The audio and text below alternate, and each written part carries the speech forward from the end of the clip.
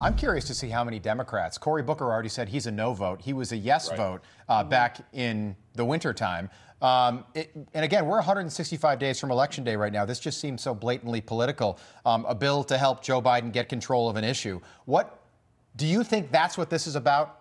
That this is all political for the president and the White House? No, it's all political. Again, if you're going to actually do a bipartisan bill, then people actually sit down together and talk about it.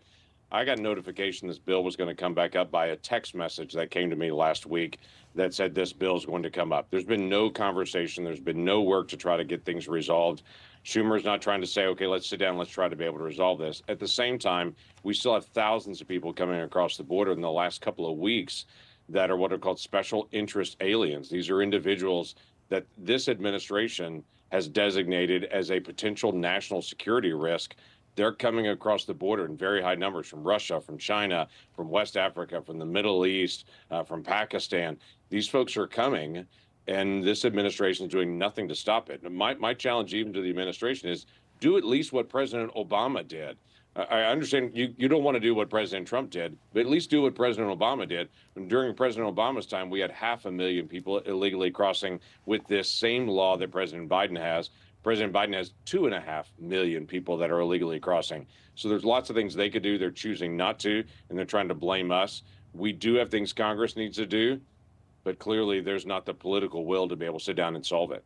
Yeah, Senator, I mean, I think it speaks volumes that Schumer has not reached out to you to have a sit-down conversation. I think that just speaks politics, and that's all that this really is. Are you surprised that in the 7 days since we last spoke that he hasn't tried to reach out to you and have a real conversation?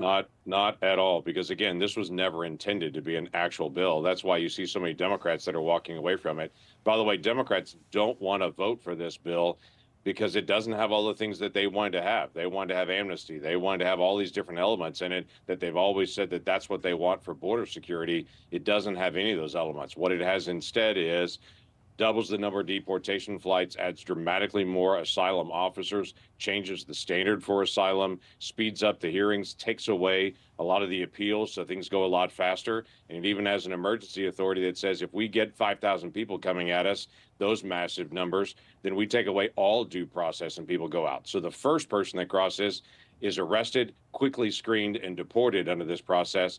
But if you get to 5,000, you're just arrested and deported because we don't have the manpower anymore. So it is much, much stronger than Democrats want to support. And I'll be interested in this messaging from Democrats if they are actually going to vote for it today, because it's much stronger than anything that they've ever wanted to do. Okay, so let me just try to follow what you were just saying. So do you think, is this the same bill that you initially co-authored several months ago? Or is this a stripped down version of that bill? So you still stand by this bill today, but you're going to vote against it. Is that accurate?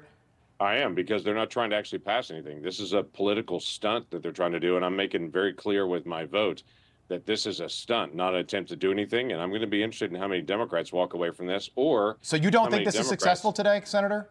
You don't think this will pass today? Say that again? You don't think this will pass today on the Senate floor?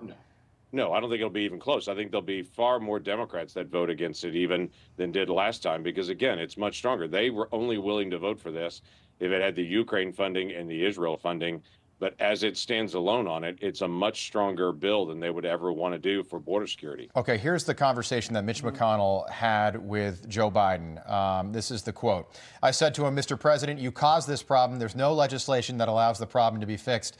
Why don't you just allow what the previous administration was doing? That's McConnell recounting his conversation with Biden. If this is such a problem, Senator, and Joe Biden wants to win re-election in November, why doesn't he just take executive action to solve this crisis?